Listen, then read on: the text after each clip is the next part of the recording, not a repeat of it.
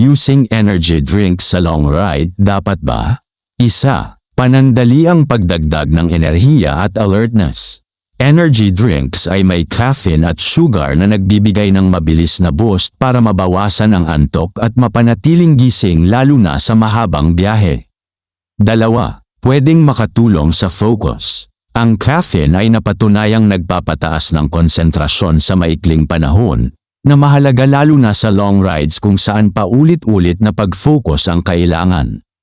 Tatlo, madaling dala at gamitin. Hindi mo kailangan ng preparation. Bili lang sa tindahan, bukas, inumin, perfect kung kailangan ng mabilisang pick-me-up. Apat, delikado kung sobra at magdulot ng palpitation. Sobra o madalas na pag-inom ay pwedeng magdulot ng sobrang bilis ng tibok ng puso, panginginig, at pagkahilo, hindi ligtas lalo kung nasa gitna ka ng biyahe. 5.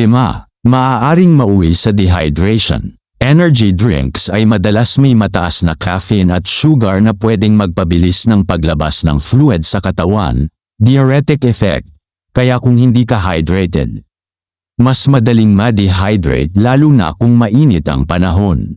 Pwede mo silang gamitin paminsan-minsan para sa mabilisang energy boost, pero hindi ito dapat iasa sa buong biyahe. Mas mainam pa rin ang tamang pahinga, tubig at pagkain.